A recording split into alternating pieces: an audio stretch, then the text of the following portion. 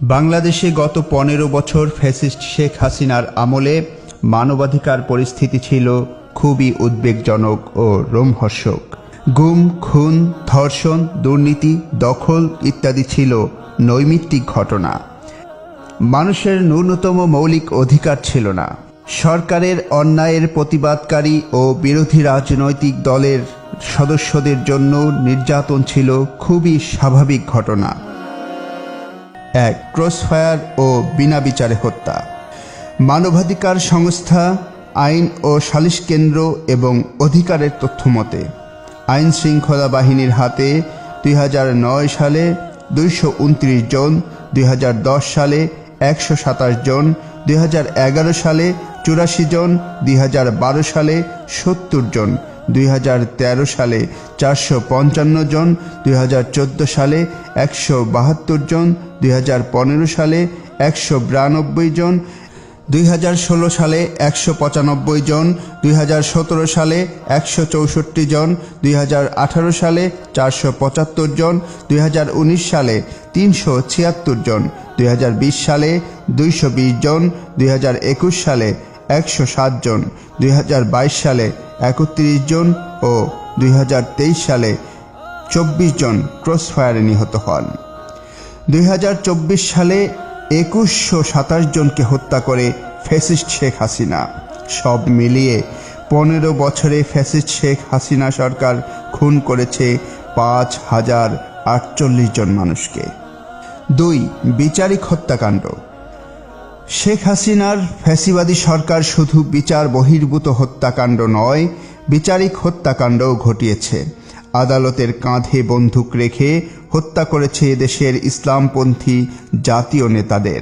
শেখ হাসিনা সরকার যুদ্ধাপরাধের বানোয়াট অভিযোগ এনে হাস্যকরভাবে বিচার প্রক্রিয়া চালিয়ে হত্যা করেছে 6 জন জাতীয় নেতাকে। কারাগারে রেখে নির্যাতন করে বিনা চিকিৎসায় মৃত্যুর দিকে ঠেলে দিয়েছে আরও বেশ কজন জাতীয় নেতাকে। সাক্ষীরা যাতে সাক্ষ্য দিতে না পারে সেজন্য সাক্ষীদের গুম করেছে। একজন সাক্ষী সুখরঞ্জন বালিকে আদালত প্রাঙ্গণ থেকে তুলে নিয়ে ভারতের কারাগারে বন্দি করে রেখেছে। আইনজীবী হয়রানি করে ভয়ভীতি দেখিয়ে বিচার কার্যক্রম থেকে দূরে সরিয়ে রাখতে চেয়েছে, বিচারকদের চাপ দিয়ে ফাঁসির রায় দিতে বাধ্য করেছে। স্কাইপ কেলেঙ্কারির মাধ্যমে আমরা জেনেছি কিভাবে শেখ হাসিনা সরকার জাতীয় নেতৃবৃন্দদের খুনের পরিকল্পনা করেছে।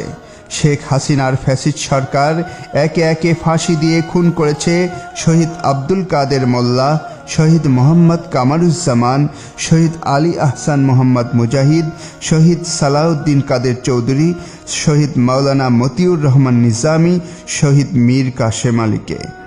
কারাগারে নির্যাতন করে বিনা চিকিৎসায় একে একে মৃত্যুর দিকে ঠেলে দিয়েছে শহীদ মাওলানা AKM ইউসুফ, শহীদ অধ্যাপক গোলাম আজম, শহীদ মাওলানা আব্দুস সুবহান, শহীদ মাওলানা আব্দুল খালেক মণ্ডল ও শহীদ আল্লামা দেলাওয়ার হুসাইন সাইদিকে। 3. গুমের স্বর্গরাজ্য। আইন শৃঙ্খলা বাহিনীর হাতে গুমের সংখ্যাও অনেক। এর বেশিরভাগই হল বিরোধী দলীয় রাজনৈতিক নেতাকর্মী। আয়নাঘর নামের টর্চার সেল বানিয়ে সেখানে বছর বছর ধরে মানুষদের আটকে রেখেছে।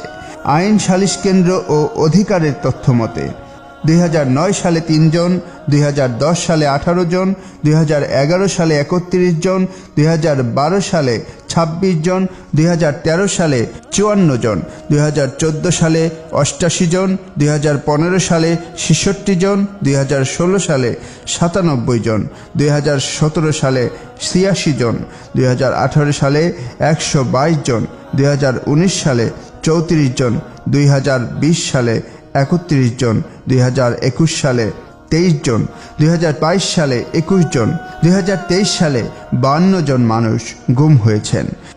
15 বছরে শেখ হাসিনার আমলে মোট গুম হয়েছেন 752 জন। কারাগারে নির্যাতন করে হত্যা। শেখ হাসিনা সরকার বহু রাজনৈতিক নেতাকে জেলে বন্দি রেখে বিনা চিকিৎসায় নির্যাতন করে হত্যা করেছে। এর অন্যতম শিকার বাংলাদেশের শ্রেষ্ঠ মুফাসসির শহীদ আল্লামা দেলাওয়ার হুসাইন সাঈদী।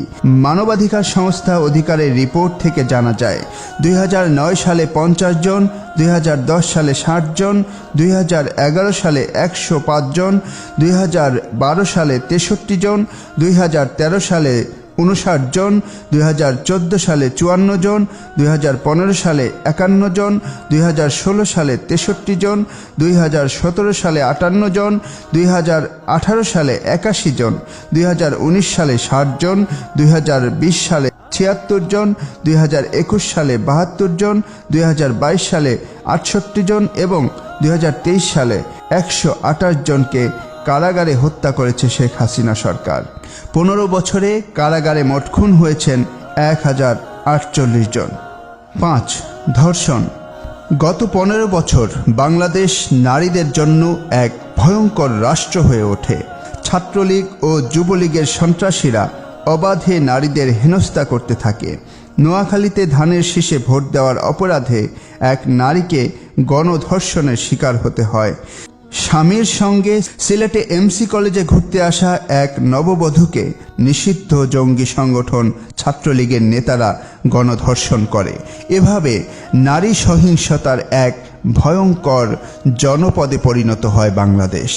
মানবাধিকার সংস্থা অধিকারের রিপোর্ট থেকে জানা যায় 2009 সালে 176 জন, 2010 সালে 214 জন, 2011 সালে 239 জন, 2012 সালে 197 জন, 2013 সালে 236 জন, 2014 সালে 227 জন, 2015 সালে 277 জন, 2016 সালে 212 জন, 2017 সালে 203 জন, 2018 সালে 177 জন, 2019 সালে 294 জন, 2020 সালে 345 জন, 2021 সালে 283 জন, 2022 সালে 936 জন এবং 2023 সালে 573 জন ধর্ষণের শিকার হয়েছে।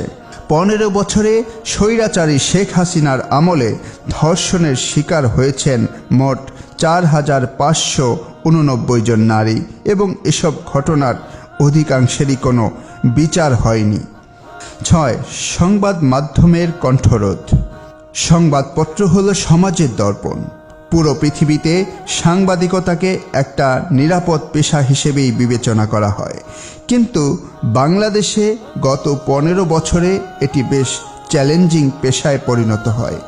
শেখ হাসিনার নির্ধারিত ছকের বাইরে গেলেই সংবাদ মাধ্যম ও সাংবাদিকদের উপর নেমে আসে অবর্ণনীয় নির্যাতন।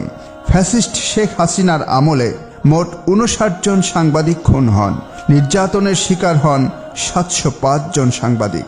2013 সালে দৈনিক আমার দেশ, দিগন্ত টিভি, চ্যানেল 1, সিএসবি, ইসলামিক টিভির পর একসঙ্গে 35টি অনলাইন পোর্টাল বন্ধ করে দেওয়া হয়। পুলিশের সহায়তায় ইটিভি দখল করে নেয় এস আলম গ্রুপ। দৈনিক সংগ্রামের প্রবীণ সম্পাদক আবুল আসাদকে হেনস্থা করা হয় এবং অন্যায়ভাবে গ্রেপ্তার করা হয়। দৈনিক সংগ্রাম অফিস ভাঙচুর করা হয়। ওয়ার্ল্ড প্রেস ফ্রিডম ইন্ডেক্স 2023 এর সূচক দেখলেই বাংলাদেশের সংবাদ মাধ্যমের স্বাধীনতা সম্পর্কে ধারণা পাওয়া যায়। এ সূচকে পৃথিবীর 180টি দেশের মধ্যে বাংলাদেশের অবস্থান 163তম। অথচ 2009 সালে আওয়ামী লীগ সরকার যখন ক্ষমতা গ্রহণ করে তখন এই একই প্রতিষ্ঠানের প্রতিবেদন অনুযায়ী বাংলাদেশের অবস্থান ছিল 121তম। 7. সীমান্তে হত্যা। শেখ হাসিনা সরকারের নতজানু পররাষ্ট্রনীতির ফলে গত 15 বছরে সীমান্ত হত্যায় নাকাল হয়েছে বাংলাদেশ। কোনো যুদ্ধকালীন অবস্থা ও শত্রু রাষ্ট্রের সীমান্তেও এত খুনের ঘটনা ঘটে না যা ঘটেছে বাংলাদেশ ভারত সীমান্তে।